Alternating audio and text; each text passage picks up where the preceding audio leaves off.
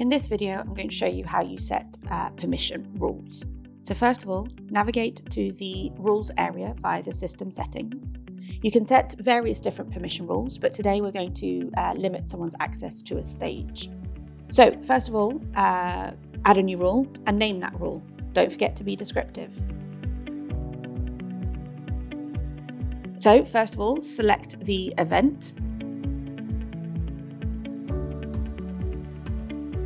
Set the rule conditions, so who or what group, and choose the desired result. In this example, we'll highlight the statuses we want to keep and remove the one we want to limit the access to. Make sure to click Save and you'll see the blue ribbon appear at the top of the screen. Also check that it's been saved and it's in the list. Back at the dashboard, you can see that user 2 currently has access to all 5 of the workflow stages, including finalized.